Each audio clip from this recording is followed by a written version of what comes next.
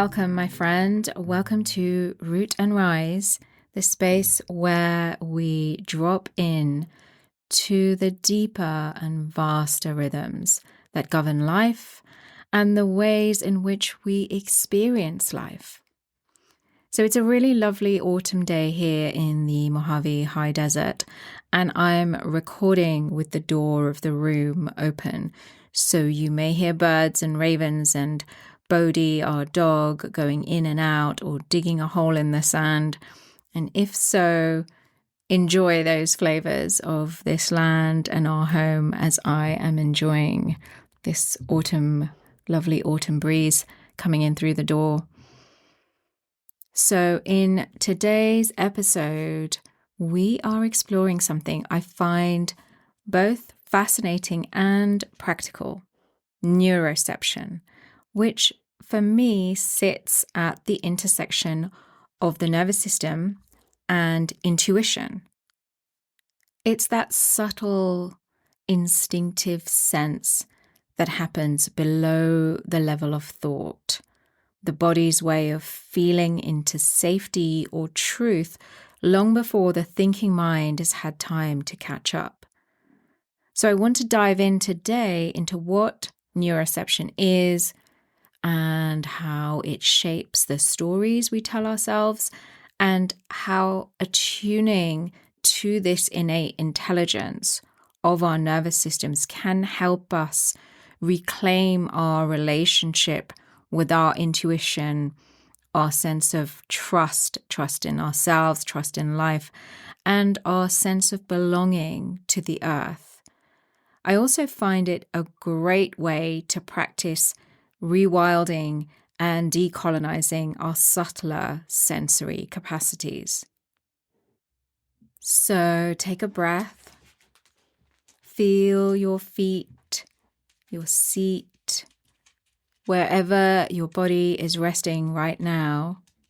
If it's safe to do so, maybe close your eyes for a moment and feel the subtler and finer layers of sensing the world around you and within you, like how your skin is responding to the space you're in, or how your skin and your whole system is responding to the sound and vibration of my voice beyond the words I'm saying, or the sensation of your clothes against your skin. Do you feel relaxed or something else? How does that affect your capacity to sense and attune to your subtler sensory inputs? Just notice whatever you notice, and let's begin.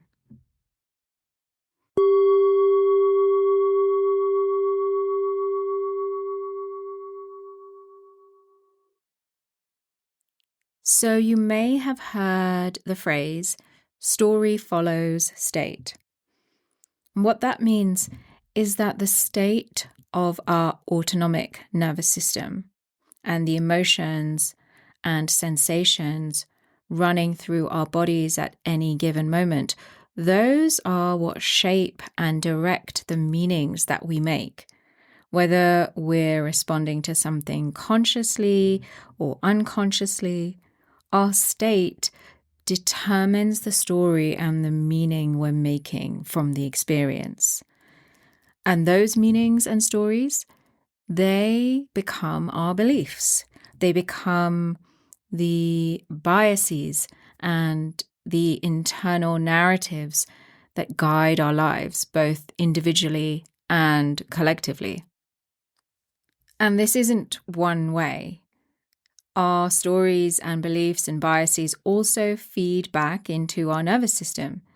They shape how safe or unsafe we feel, how we move through the world. More often than not, we're not responding to the world as it is, but from the meanings that we've made about it and our resulting biases, which are usually unconscious or outdated or uninvestigated. Or as Anais Nin famously put it, we don't see things as they are, we see them as we are. And this can often keep us looping inside the same old systems of meaning and experience, these closed loops that can feel hard to break out of. And meanwhile, nature doesn't do closed loops and closed systems. If she did, it wouldn't allow for the movement of evolution. In nature, a system is maintained until it's ready to evolve, which requires an openness. So within this whole story follows state dance, there's a key player called neuroception, which is a term coined within polyvagal theory, which is a relatively new field of research exploring the nuances of how our nervous system, our autonomic nervous system, responds to the world and heals from trauma, especially through the workings of the magical vagus nerve. So you might already know about the vagus nerve. It's the longest nerve in the autonomic nervous system, like a wandering river running from brain to heart to lungs to belly, and connecting and directing all of the vital processes along the way, like heart rate and digestion and breathing, especially that rest and digest function that lets the body know you're safe. You can soften and relax now. The rest and digest state is what allows the body to process stress. The vagus nerve is essential to our ability to downregulate, to calm down after stress. And downregulating and calming down after stress is what prevents the buildup of cortisol and other stress hormones that can wreak havoc over time, leading to inflammation and burnout and hormonal imbalances, especially in women. The word vagus means wandering in Latin, and the vagus nerve wanders. It meanders through the inner landscapes of our body, weaving communication between the brain and all of our vital organs and processes, much like underground mycelial networks do in Earth's ecosystems. And I'll leave it here about the vagus nerve and polyvagal theory, because what I want to talk about today is neuroception, which, like I said, is a term coined within polyvagal theory. So I wanted to contextualize it a bit. I love context. It gives us a more holistic perspective, the larger picture or story or ecosystem in which something belongs. So attuning to neuroception is a central part of my own particular practice of rooting down and rising up, of presencing and centering a body and nervous system first approach, which is essentially rewilding ourselves and reminding ourselves that we belong to nature. This organically and spontaneously cultivates that quality of being in right relationship with the land and with all of nature through, first of all, coming into right relationship with our own incredible, wild, wise bodies, which are living extensions of the earth. And I found that connecting with our neuroception is a powerful way to do this. So in polyvagal theory, there's a key difference between perception, which happens at the level of our conscious awareness, and neuroception, which takes place reflexively or automatically below the level of conscious awareness. It happens in response to cues that we're not consciously aware of. And those unconscious or subconscious reflexive responses create shifts in the state of our nervous system. And remember, story follows state. So those unconscious responses are what our stories, meanings, and our beliefs are built from, even if we have no idea where they came from. There's a well-known quote by Carl Jung that sums this up beautifully. Until you make the unconscious conscious, it will rule your life and you will call it fate. To me, getting to know the nuances of the nervous system, really learning its language, is the somatic path to making the unconscious conscious. So, neuroception is that gut or heart-based feeling happening below conscious awareness. It colors how we experience life, especially how safe or unsafe we feel. It's a non-verbal cognition. It's not happening in the mind or at the level of thought. It's literally visceral because it's processing signals from our viscera, our heart, our lungs, our intestines, as well as cues from the environment that we're not consciously aware of. Neuroception and the responses it triggers happen before the mind has had time to think and interpret and make meaning. It comes from the older parts of our neural circuitry, those that existed long before the development of conscious thought. For example, babies have neuroception way before their brains or spinal cords are fully formed. It's instinct, how we know the world in its rawest form. Like when our pit bull Bodhi, he senses coyotes in our rural desert neighborhood, and his hackles rise and this low rumbling growl begins to build from his belly, even though the coyotes aren't visible or howling. And he's not sensing them through smell, because when that happens, he sniffs the air first, and then the hackles and the growl happen. When he's sensing them in this subtler way, his body just knows. That's neuroception, pure automatic knowing from our subtler sensory inputs that are below the level of conscious perception, happening subconsciously. Or another very desert example is with rattlesnakes. My husband, Ollie, has become something of a rattlesnake wrangler and relocator during our years here. And we've learned that adult rattlers are actually quite docile unless they sense threat, unless they neurocept fear. So when Ollie goes to relocate one from the land we live on, he has to be in a genuinely calm state. His energy needs to say, "You're safe with me," because you can't fake that. You can't deceive with nervous system and energetic communication. It has to be embodied, otherwise it feels off. And I've come to understand neuroception as the physiological component of intuition and instinct. But if we've lived much of our lives in a state of unsafety or trauma, our neuroception gets hijacked. Our nervous system becomes anchored in the survival states of fight or flight or freeze, or a combination of the three, even when there's no real threat present. And when this happens, we're not able to make full and proper use of our neuroceptive abilities because there's been no clearing and resetting of our nervous systems, which are overlaid with unprocessed stress hormones. When we're traumatized, we lose full access to ourselves.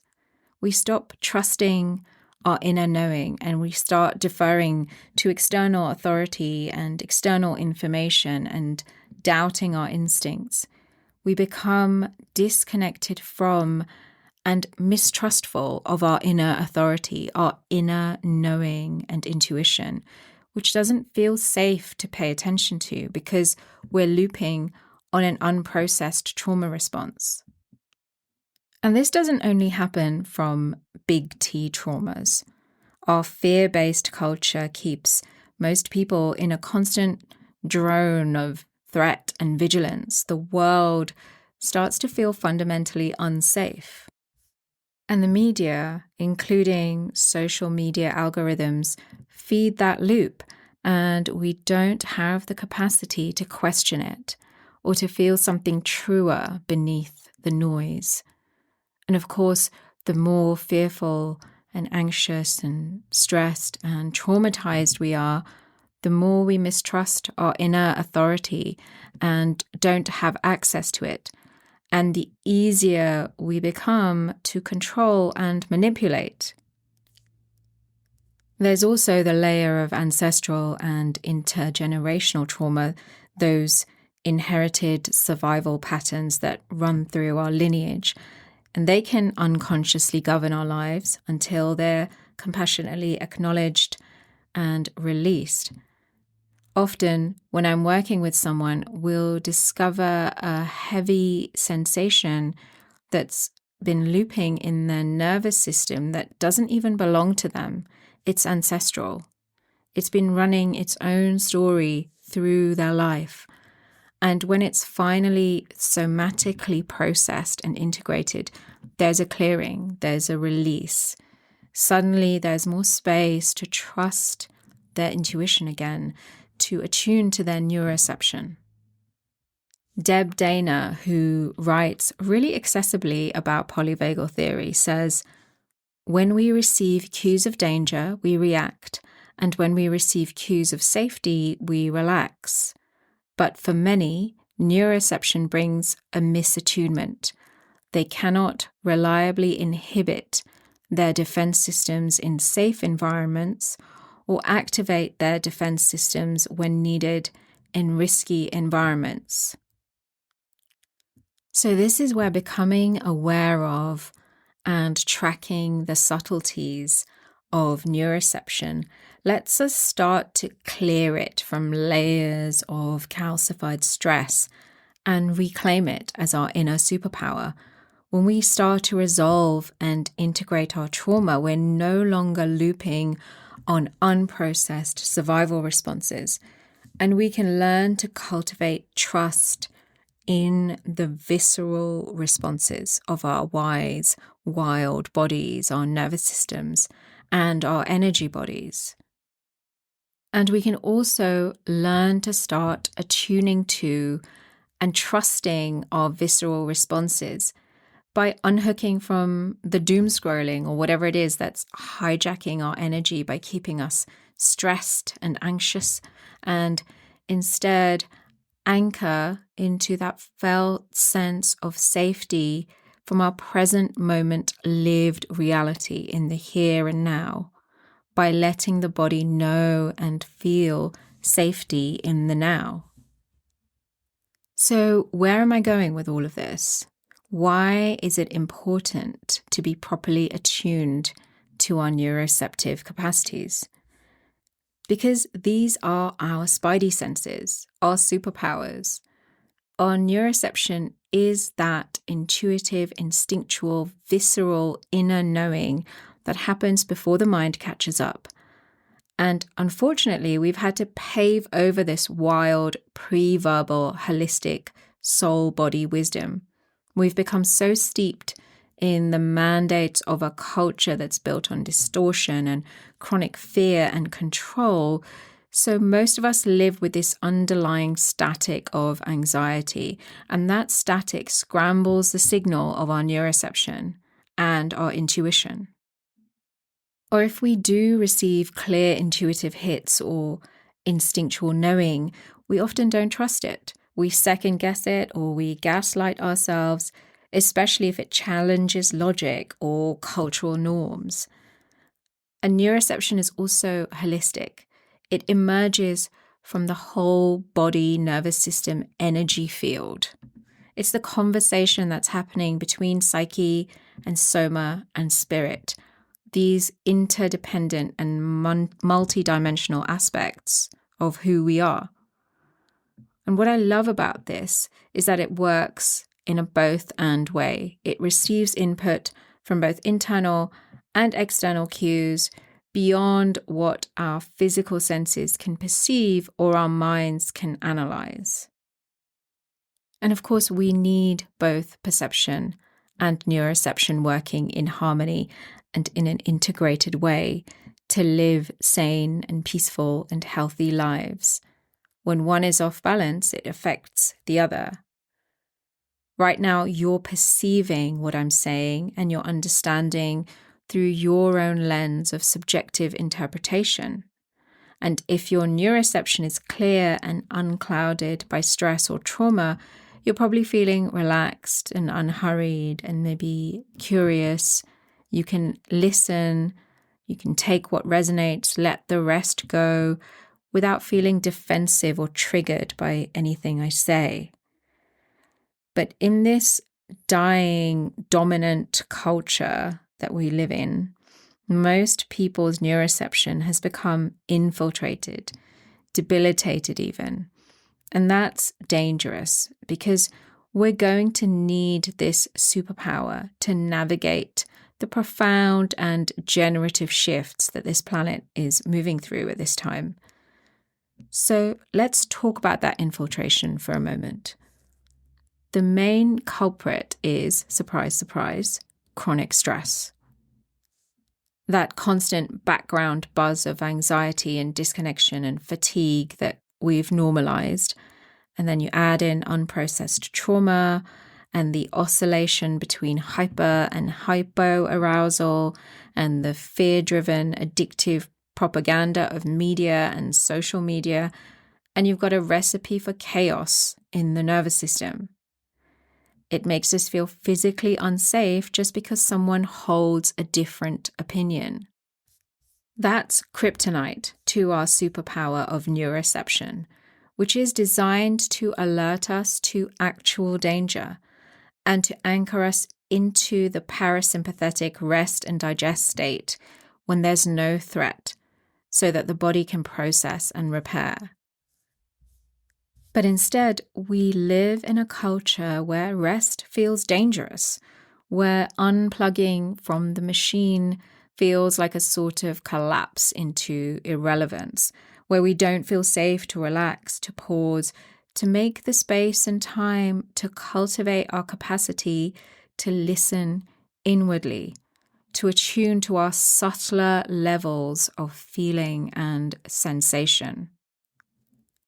And that's exactly what these times are asking us to do, to tune out the external noise and tune into the inner wells of our outlandishly innovative wisdom, to become available for the clear cosmic downloads that are coming through. I found that attuning to our neuroception is also a pathway into getting into our non-physical senses, our extrasensory capacities, and bringing them online, what's known as our clairs. Clairaudience, clairsentience, claircognizance, clairvoyance. We all innately have these abilities because we all have energy bodies as well as physical bodies. Usually we have one clair that's more dominant than the others.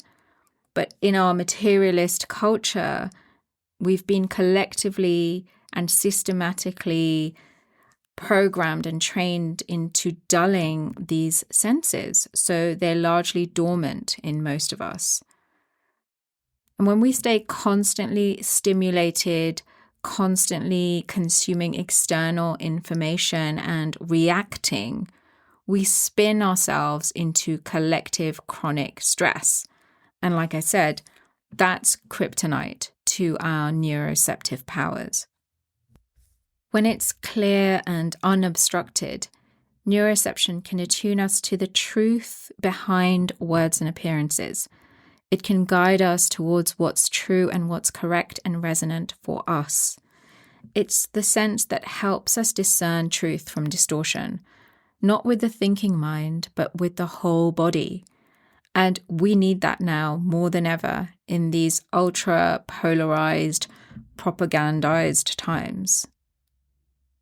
So as we decolonize and decondition and reclaim our neuroception through nervous system regulation and somatic experiencing, we start to drop deeper into our intuition. We begin to feel safe to trust it over and above everything else.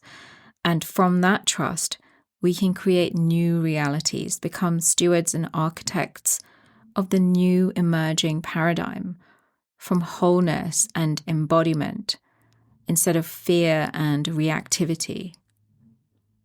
When we reclaim this within ourselves, life becomes more multidimensional. Decision-making becomes playful, like a conversation with life instead of a terrifying prospect. We start to trust ourselves again.